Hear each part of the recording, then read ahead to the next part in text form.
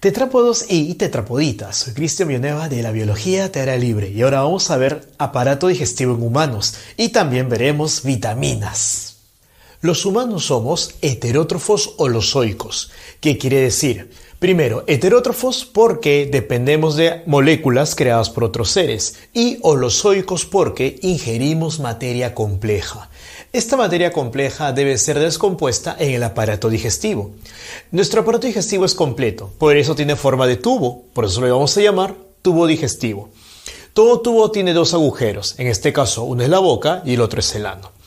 ¿Cuál es el camino que siguen los alimentos? Mira, los alimentos pasan de la boca a la faringe, luego al esófago, luego al estómago, el intestino delgado, intestino grueso y finalmente sale todos los desechos por el ano. Entonces recuerda, nuestro aparato digestivo es completo y por eso tiene forma de tubo. Además, encontramos glándulas anexas, como las glándulas salivales, el hígado y el páncreas. La mayor parte de los órganos del tubo digestivo se encuentran en la región abdominal. Por eso, para poder ubicarnos, se divide en cuadrantes.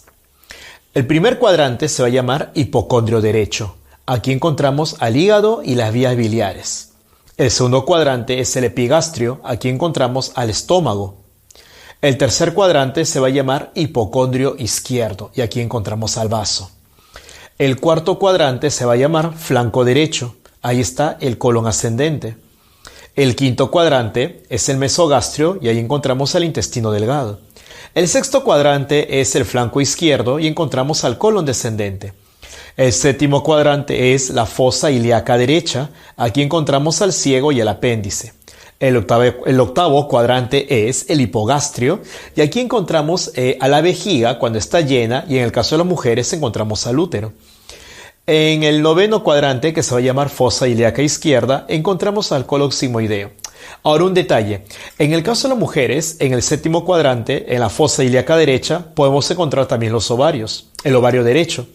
Y en el noveno cuadrante, que es la fosa ilíaca izquierda, podemos encontrar en las mujeres el ovario izquierdo. Ahora, el tubo digestivo tiene capas. Estas capas se van a llamar mucosa, submucosa, muscular y externa. Recuerda, mucosa, submucosa, muscular y externa. Más o menos se ven de esta manera. ¿Lo ves? En este corte de intestino podemos ver las cuatro capas. La mucosa, la submucosa, la muscular y la externa. Regresa aquí. Ahora, ¿a lo largo de todo el tubo digestivo las cuatro capas se mantienen? Sí, se mantienen las cuatro capas. ¿Ya, genios? Sin embargo, en el libro de la Pre no se toma en cuenta algunas veces una de estas capas, por si acaso. Vamos, por ejemplo, el esófago que presenta epitelio polistratificado plano no queratinizado. ¿Por qué? Porque este epitelio está especializado en soportar la fricción. ¿Por qué? Porque va a estar cubierto de una mucosa. Recuerda que la mucosa actúa como lubricante. Ahora recuerda también que los epitelios no tienen vasos sanguíneos. Ellos se nutren a partir del tejido conectivo que está debajo. El tejido conectivo que está debajo del epitelio del esófago se va a llamar submucosa y es un tejido conectivo denso. Y también encontramos glándulas que justamente van a lubricar al esófago cuando pasa el alimento. Luego encontramos la capa muscular, que en el caso del esófago básicamente hay dos capas. Una capa estriada, que va a ser voluntaria, y una capa lisa que va a ser involuntaria. Y luego hay una capa externa que rodea al esófago que se va a llamar adventicia. Sin embargo, en el libro de la Pre dice serosa, pero en realidad es adventicia. Vamos acá. En el caso del estómago, la mucosa está formada por epitelio simple cilíndrico. Y ya sabes que los epitelios son avasculares. Por lo tanto, tienen que nutrirse a partir del tejido conectivo que está debajo, que justamente está aquí en la famosa submucosa. ¿Se han dado cuenta? Las capas siempre son las mismas. Mucosa, submucosa, muscular y externa. La mucosa siempre va a ser epitelio. La submucosa siempre va a ser tejido conectivo. La muscular, obviamente, muscular. Y la externa siempre es serosa, excepto en el esófago que es adventicia. ¿Estamos? Pero recuerda que en el libro de la Pre, acá dice serosa. Vamos, quiero que te des cuenta. Acá hay tejido conectivo laxo en la submucosa, que ya sabes tiene por función nutrir a la mucosa.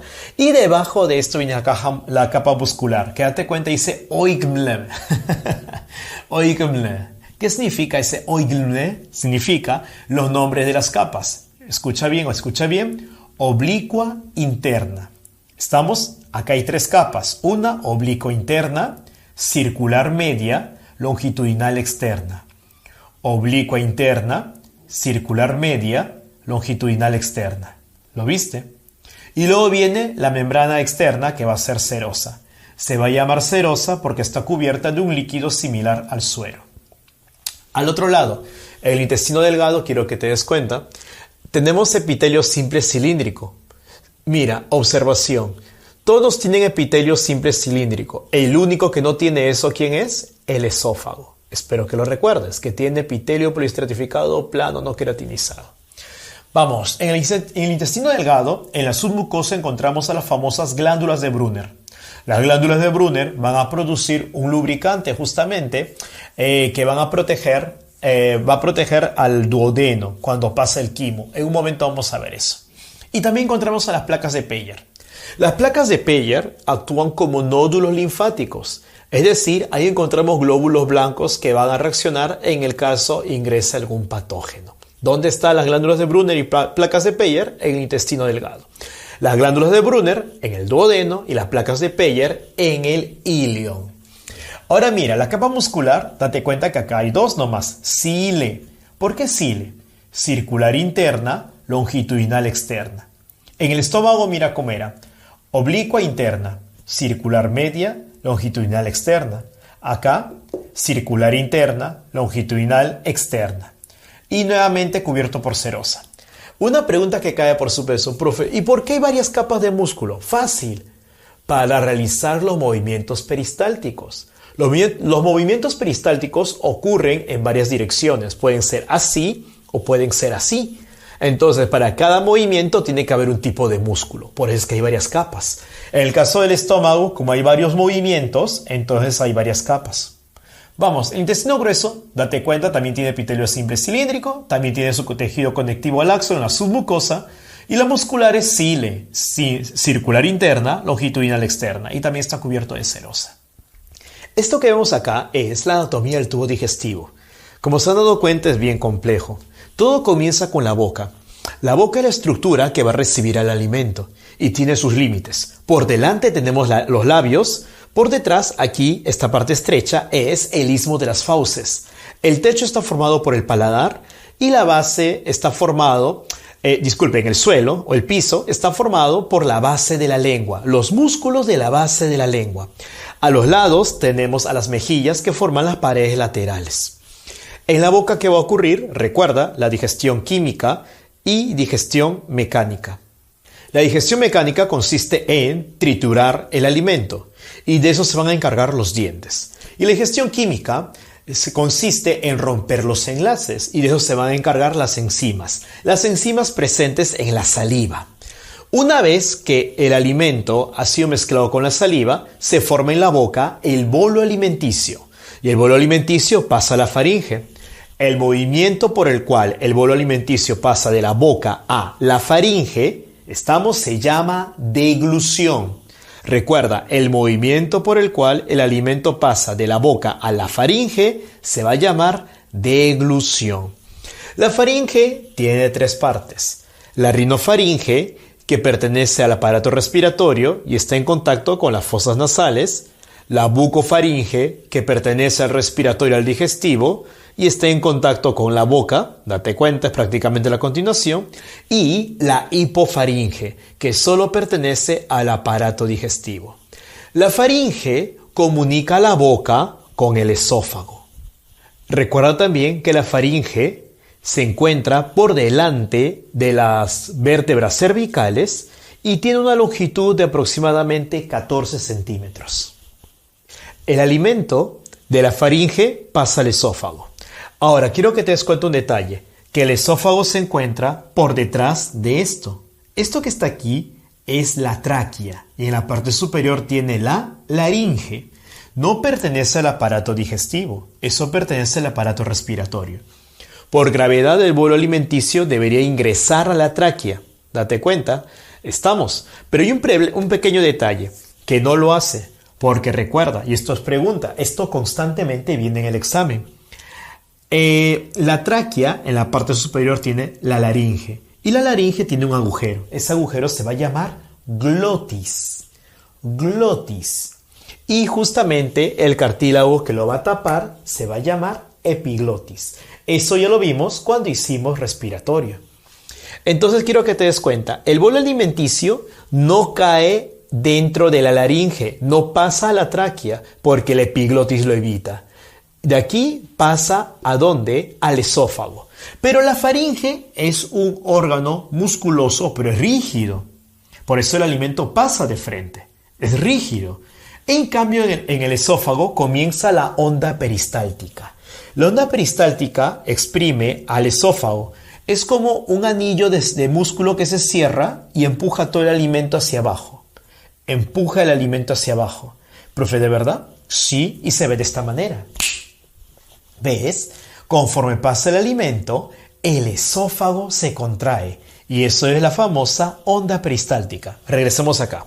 ¿Por qué es importante la onda peristáltica? 1, porque impulsa el alimento hacia el estómago y 2, evita la regurgitación. Ya, genios. El esófago termina en el cardias. El cardias es el agujero que comunica al esófago con el estómago. En el estómago se va a formar el quimo ácido. Recuerda eso. Y una vez que está acá, pasa al intestino delgado. El intestino delgado, recuerda, tiene 3 partes, duodeno, yeyuno e ilion. El agujero que comunica al intestino delgado con el estómago se llama píloro y ahí encontramos una válvula. Se va a llamar válvula pilórica o esfínter pilórico. Esfínter se dice cuando es una válvula que tiene forma de anillo y que se cierra. Sí, los esfínteres cierran conductos. Ese tipo de válvulas en forma de anillo se llaman esfínteres. Una vez que estamos en el duodeno, el quimo ácido se convierte en kilo. Quimo ácido se convierte en kilo. Ya, genios. Y de ahí pasa al yeyuno, donde se absorben los alimentos, se absorben los nutrientes. Luego pasamos al ilio, donde se siguen absorbiendo nutrientes. Y luego pasamos ¿por dónde? Por la válvula iliocecal. La válvula iliocecal separa aquí al intestino delgado del intestino grueso. Se va a llamar válvula iliocecal porque está entre el ilio y el ciego. Del ciego, date cuenta, también se desprende el apéndice cecal, que se supone es una proyección, es una prolongación de nuestro antiguo intestino, ¿no? Es el rudimento, es lo que queda de nuestro antiguo intestino que era mucho más largo. Luego viene el colon ascendente, colon transversal, colon descendente, colon sigmoideo, recto y llano. En el intestino grueso, recuerda, se absorbe agua, se forman vitaminas y también se forman las heces. Hay dos glándulas bien grandes que se ven acá. Uno es el hígado y el otro es el páncreas. Recuerda que el hígado va a producir la bilis y el páncreas va a producir el jugo pancreático. Acá no se observa muy bien las glándulas salivales, por aquí estarían, que también son las terceras glándulas que son importantes en la digestión. ¿Ya? Acá en el gráfico se observan 2, hígado y páncreas, pero en realidad son 3 las glándulas que son importantes, las glándulas salivales, el hígado y el páncreas. Ahora vemos a la boca. Como le dije hace un momento, la boca es importante porque recibe el alimento. Aquí ocurre la digestión mecánica. Recuerda que eso consiste en triturar el alimento. ¿Quién se encarga de eso? Los dientes. Y también la digestión química a cargo de las enzimas salivales. Ya, genios. Recuerda que la digestión química consiste en romper los enlaces. En la boca, ¿qué encontramos? La lengua. La lengua es un órgano musculoso. Está formado por músculos estriados esqueléticos. Eso quiere decir que es voluntario. Recuerda que el músculo estriado esquelético es voluntario y está recubierto por epitelio poliestratificado, plano, no queratinizado. Recuerda que si es no queratinizado, quiere decir que está especializado en soportar en resistir la fricción y por eso tiene que estar constantemente lubricado. ¿Quién lubrica la lengua? La saliva. La lengua se encuentra unida también al maxilar inferior. Ahora, la lengua tiene un aspecto granulado. ¿Por qué? Porque está cubierto de papilas. Son las famosas papilas gustativas, que básicamente hay de 3 tipos. Las papilas fungiformes, las papilas foliáceas y las papilas caliciformes. Las papilas caliciformes, date cuenta, forman una estructura similar a V y por eso se le va a llamar V lingual. Las papilas foliáceas están a los lados y prácticamente en toda la lengua encontramos las papilas fungiformes. Además, hay papilas filiformes, pero estas no se encargan del gusto, sino se encargan del tacto. Es decir, van a percibir la textura de las cosas que estén sobre la lengua. Ahora, cada uno de ellos podríamos decir que tiene una especialidad. Por ejemplo, las papilas caliciformes se encuentran al fondo y decimos que podrían especializarse en el sabor amargo. Las papilas foliáceas están a los lados, donde se encuentra la sensibilidad para el sabor ácido. Y en la punta, recuerda, se encuentra la sensibilidad para el sabor dulce. Y ahí están las papilas fungiformes. Las funciones de la lengua serán, entonces, articular sonidos. Date cuenta que nosotros para hablar movemos la lengua. Imagina decir una R sin lengua, ¿no? Sería muy complicado. Vamos acá, la deglución también, es decir, que la lengua empuja el bolo alimenticio hacia atrás. Y también el gusto, ya te expliqué por qué el gusto. Entonces, genios, la lengua va a mezclar los alimentos con la saliva y así forma el bolo alimenticio. En la boca también encontramos los dientes.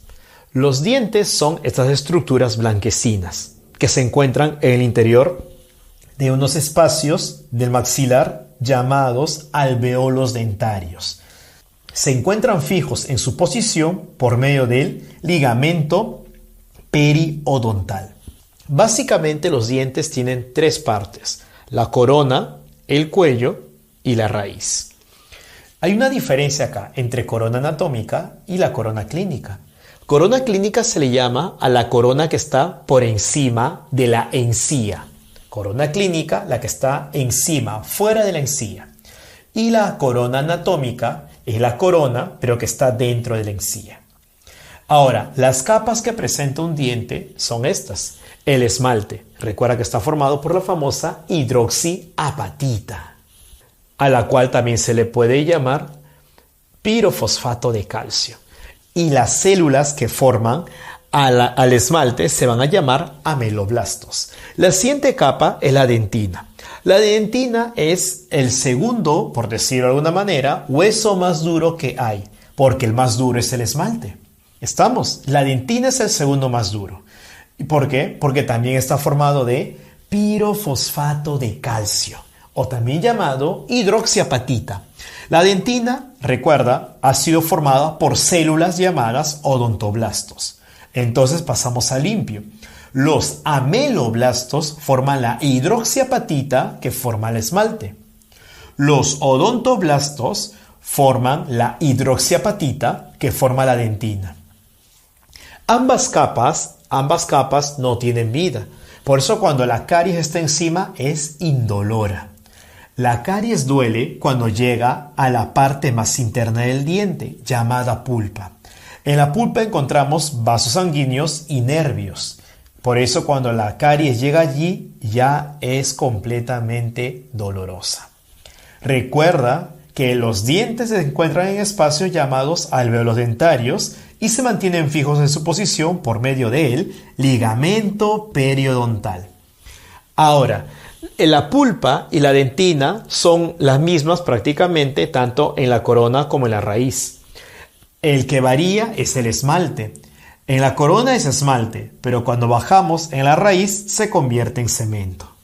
Ahora mira, así como el esmalte es producido por los ameloblastos, el cemento es producido por los cementoblastos. Los humanos somos heterodontos y difiodontos. ¿Por qué heterodontos? Porque tenemos diferentes tipos de dientes. Recuerda que tenemos incisivos, caninos, premolares y molares. Y somos difiodontos. ¿Por qué? Porque tenemos dos denticiones. Los dientes de leche o deciduos y los dientes definitivos adultos o de hueso. Acá podemos ver las denticiones y los tipos de dientes. Los incisivos, los caninos, los premolares y los molares. Dense cuenta la diferencia no solamente en la forma de la corona, sino también en la forma de la raíz. Los incisivos tienen una corona biselada, parece una lampita. Los caninos tienen corona cónica, mientras que los premolares y los molares tienen coronas cuboideas. Ahora, las raíces también son diferentes. Incisivos y caninos tienen raíces únicas. Los premolares y molares tienen en este caso 2 y al otro lado 3 raíces respectivamente. Ahora, ¿por qué la dentición decidua? Porque se cae. Son los famosos dientes de leche. Son 20 ellos. Y la dentición de hueso o definitiva son 32. ¿Por qué está en forma de fracción? Porque recuerda que son 2 arcadas dentarias. La de arriba, el maxilar superior, y la de abajo, el maxilar inferior. Superior, inferior. Vamos. ¿Cuántos incisivos hay? 4. 4 abajo, 4 arriba. ¿Cuántos caninos? 2. 2 abajo, 2 arriba. Recuerda que la dentición de leche, en los dientes de leche o deciduos, no hay premolares. Hay solamente molares. ¿Y cuántos hay? 4. 4 abajo y 4 arriba. Entonces, en el maxilar inferior hay 10 dientes y en el maxilar superior hay 10. Por eso en total son 20. Ahora, la dentición definitiva tiene 32, porque hay 16 abajo y 16 arriba. Hay 4 incisivos, 2 caninos, 4 premolares y 6 molares, tanto abajo como arriba. Ahora recuerda, cada diente tiene una forma diferente porque tiene una función diferente. Por ejemplo, los incisivos están especializados en cortar, los caninos en desgarrar y los premolares y molares en moler, en triturar el alimento. Ahora, recuerda bien que justamente aquí encontramos a la muela del juicio, que es el tercer molar. Antiguamente, nuestros antepasados tenían mucho más molares de los que tenemos ahora. ¿Por qué? Porque provenimos de una especie que era herbívora. Los herbívoros tienen bastantes molares para poder triturar los alimentos. En algunas especies, obviamente no humanos, faltan algunos dientes. Y esos espacios vacíos se van a llamar diastemas. Ahora tú dices, sí, profe, ¿por qué faltan dientes? La respuesta es sencilla, por su dieta. En el caso de los carnívoros, tienen incisivos pequeños, caninos grandes y premolares pequeños. Y molares también pequeños. Sí, tú puedes ver, por ejemplo, mira la dentadura de tu perro. Abre la boca de él y te vas a dar cuenta de los caninos grandes que tiene. ¿Por qué? Como es carnívoro, necesita desgarrar el alimento. Por eso sus caninos son grandes. Y traga entero. No tritura, por eso no tiene molares. Y si los tiene son muy chiquititos. En el caso de los herbívoros, como la vaca, es al revés. Los caninos son pequeños, muy pequeños, y lo que más tiene son premolares y molares, y también tiene incisivos. ¿Por qué? Porque con esto va a triturar, va a cortar a las plantas. Las glándulas salivales son de tipo exocrino, tienen forma de racimo y están alrededor de la boca. Su función es elaborar y secretar saliva. Básicamente aquí tenemos 3 tipos de células. Las mucosas, que el nombre lo dice, producen una secreción similar al moco. Las serosas, que producen una secreción similar al suero. Y las células en cesta. Las mucosas, recuerda, tienen forma piramidal, pocas mitocondrias y abundante aparato de Golgi. Las serosas tienen un núcleo central, abundante aparato de Golgi y microvellosidades. Recuerda ese detalle. Debo recalcar que todas estas células tienen abundante aparato de Golgi debido a que todas se especializan en la secreción. En cambio, las células en cesta simplemente sirven para comprimirse y liberar la saliva. Ahora, hay dos tipos de glándulas. Las glándulas mayores, las glándulas salivales mayores y las glándulas menores. Las glándulas salivales mayores son las parótidas, que son un par, las submaxilares, otro par, y las sublinguales, otro par. Las parótidas se encuentran por la oreja y el músculo macetero.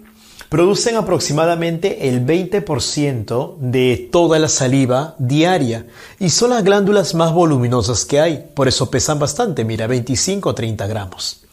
La secreción que producen es serosa. Recuerda, se dice serosa debido a que el líquido es similar al suero sanguíneo. Luego vienen las submaxilares, que están justamente aquí, debajo del maxilar, en el piso de la boca.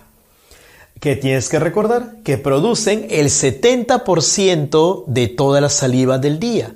Dicho de otra manera, son las que producen la mayor parte del volumen de la saliva. Su secreción es serosa y mucosa, es decir, producen un líquido que se parece al suero sanguíneo y además un líquido que se va a llamar moco. Ahora, el problema es la palabra moco. Porque cuando yo digo moco, tú en tu mente, nivel Pepa, estás pensando en esto, ¿sí o no? Moco en biología se le dice a todo líquido que tiene una proteína llamada mucina. La mucina es una glucoproteína. ¿Estamos genios? Entonces, si hay mucina en un líquido, a ese líquido se le va a llamar moco. Y el moco es importante porque cubre a las mucosas. Muy bien, y también tenemos a las glándulas sublinguales, que son las más pequeñas, producen el menor volumen, date cuenta, solamente el 5% de toda la saliva diaria y su secreción es mucosa. Ahora, estas son las glándulas mayores, pero también hay unas glándulas menores que son mucho más pequeñas que producen el 5% restante de la saliva diaria. Ellas son las glándulas labiales, palatinas y las glándulas molares.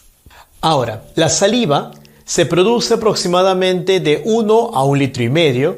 Es un líquido entre ácido y básico porque su pH va entre 6 a 7,4. La mayor parte es agua y tiene enzimas como la tialina, también llamada alfa-amilasa, y también encontramos a la lisocima. La lisocima es importante porque es una enzima que destruye la pared bacteriana. Sí, la lisocima degrada el peptidoglucano y es importante. Porque sin lisocima, nuestros dientes se cariarían mucho más rápido. Nuestra boca estaría completamente infectada. La lisocima evita justamente eso porque degrada la pared bacteriana. Ahora recordemos, en la boca ocurre la ingestión, es decir, el ingreso del alimento al tubo digestivo. Una vez que se ha masticado, una vez que se ha insalivado, se forma el bolo alimenticio y tiene que pasar a la faringe. Ese proceso se va a llamar deglución. La deglución tiene etapas. Primero la etapa oral, cuando pasa de la boca a la faringe, y luego la etapa faríngea, en la cual pasa de la faringe al esófago. Tienes que recordar que la fase oral es voluntaria y la fase faríngea es involuntaria. Una vez que llega al esófago comienza la peristalsis. ¿Se acuerdan que hace un momento les expliqué eso? La peristalsis, recuerda, era un proceso en el cual el esófago se aplana en forma de onda. ¿Y qué es lo que hace? Impulsa el bolo alimenticio hacia el estómago. Del esófago, el alimento va a entrar al estómago por medio de este agujero llamado cardias. Date cuenta que el cardias no tiene un esfínter. Esfínter eran las válvulas que tienen forma de anillo y que justamente se encargan de abrir y cerrar conductos. Es por eso que una vez que el bolo alimenticio entra, puede salir, puede regurgitar. Ahora, el estómago tiene dos curvaturas, esta que es la curvatura menor y esta que es la curvatura mayor. El estómago también tiene tres partes o tres porciones: el cardias, la porción cárdica, la porción fúndica y la porción pilórica, también llamada antro. En cada una de estas porciones nosotros vamos a encontrar glándulas. En el cardias encontraremos la glándula cárdica. En la porción fúndica encontraremos la glándula fúndica y en la porción pilórica la glándula pilórica. En el otro extremo del estómago vamos a encontrar el píloro. El píloro es otro agujero, pero este sí tiene esfínter. Y es un detalle importante. Espero que te des cuenta la forma. Como te has dado cuenta, el esfínter es como un anillo que va a aplanar, va a aplastar al conducto. Entonces, cuando acá el quimo, sí, porque ahora se llama quimo, quiere pasar al intestino, no va a poder hacerlo de frente, sino de a poquitos. Porque el esfínter se abre y se cierra, se abre y se cierra. ¿Para qué? Para que el quimo que esté acá no pase de frente y queme al duodeno. Porque recuerda que aquí hay ácido y ese ácido puede quemar al duodeno. ¿Por qué, profe? Porque el duodeno no tiene una protección contra ese ácido. El estómago sí, pero el duodeno no. Por lo tanto, el quimo tiene que pasar de a poquitos. ¿Quién se encarga de eso? El esfínter del píloro, abriéndose, cerrándose, abriéndose, cerrándose. Entonces recuerda que en el estómago se forma el quimo. El quimo es la mezcla del bolo alimenticio que proviene desde el esófago con el jugo gástrico. El jugo gástrico está formado por las glándulas que les mencioné hace un momento. En el quimo va a seguir actuando la enzima tialina que provenía de la saliva. En la boca, la saliva tiene tialina y va a empezar la digestión del almidón. Lo va a descomponer hasta oligosacáridos y maltosa. Una vez que el bolo alimenticio llega al estómago, el ácido del estómago va a convertir al bolo alimenticio en quimo y se inactiva la tialina. Por lo tanto, la digestión de carbohidratos comienza en la boca y se pone pausa en el estómago. En el estómago más bien comienza la digestión de las proteínas, porque el ácido del estómago va a coagular, va a desnaturalizar a las proteínas y de esa manera va a facilitar su digestión. El estómago va a producir una enzima llamada pepsina que justamente va a degradar a las proteínas. El estómago además también tiene una función antianémica debido a que produce el famoso factor intrínseco de Castle. ¿Por qué es importante este factor? Porque se une a la vitamina B12 y evita que el ácido del estómago la destruya. ¿Ya viste? El estómago cumple muchas funciones y, aunque no lo creas, en el estómago también se absorben sustancias, como por ejemplo el alcohol y el ácido acetil salicílico, también llamado aspirina.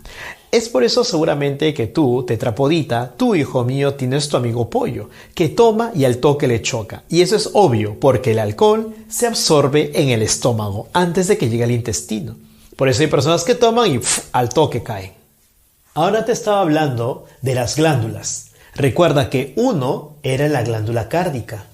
Se llamaba glándula cárdica porque se encontraba en el cardias. 2 es la glándula fúndica y se llama así porque se encontraba en la región del fondo. 3 es la glándula pilórica y se llama así porque se encuentra en el píloro, o también llamado antro. En la glándula cárdica encontramos células mucosas. Recuerda la importancia del moco. Protege las paredes del estómago, ¿ya? ¿De qué las protege? De su propio ácido. En la glándula fúndica encontramos varios tipos de células. Primero, células mucosas. Ya sabes, mucosa produce moco. Moco es agua con mucina. Las células parietales u oxínticas, que van a producir ácido clorhídrico. Recuerda que el ácido clorhídrico va a coagular las proteínas porque las naturaliza y además cumple función bactericida. El ácido clorhídrico destruye a las bacterias, función bactericida. Y el factor intrínseco de Castle. El ácido clorhídrico también destruye la vitamina B12. Por eso el factor intrínseco se une para evitar su destrucción. También las células principales, que van a producir pepsinógeno. ¿Se acuerdan que les mencioné? El pepsinógeno es importante porque va a participar en la digestión de las proteínas. Y en la glándula pilórica encontramos la célula G. La célula G produce la hormona llamada gastrina. La gastrina va a estimular al mismo estómago a que produzca más sustancias. ¿Cómo es esto? Mira, la glándula pilórica se encuentra en el píloro. Cuando esto de acá se ensancha porque llega el alimento, Eso va a estimular a la glándula pilórica a que produzca gastrina. Y la gastrina, ¿a quién va a estimular? A la glándula fúngica. ¿Viste la idea? Mira, está sencillo. Cuando esto se ensancha porque llega el alimento, la glándula pilórica produce gastrina y la gastrina estimula a la glándula fúngica para que produzca más jugo gástrico. Así es como funciona esto. Recuerda el pepsinógeno. El pepsinógeno es un zimógeno. ¿A qué se le llama zimógeno? A las enzimas inactivas. Tienes que recordar que el estómago produce enzimas inactivas para evitar digerirse a sí mismo. O dicho de otra manera, para evitar hacerse daño a sí mismo. ¿Dónde tiene que activarse el pepsinógeno? En el espacio interno del estómago, también llamado luz. Entonces recuerda, el pepsinógeno es una enzima inactiva. Y esta enzima inactiva tiene que activarse. ¿Quién lo va a activar? El ácido clorhídrico del mismo estómago. Cuando el pepsinógeno es activado, se convierte en pepsina. Y la pepsina sí digiere proteínas. Este es un mecanismo para evitar que el estómago se dañe a sí mismo produciendo una enzima que va a digerir a las proteínas. Entonces, una vez más recuerda, la digestión de los glúcidos comienza en la boca por una enzima llamada tialina, la amilasa salival. Se interrumpe en el estómago debido al pH ácido por el ácido clorhídrico. En el estómago comienza la digestión de las proteínas porque el ácido clorhídrico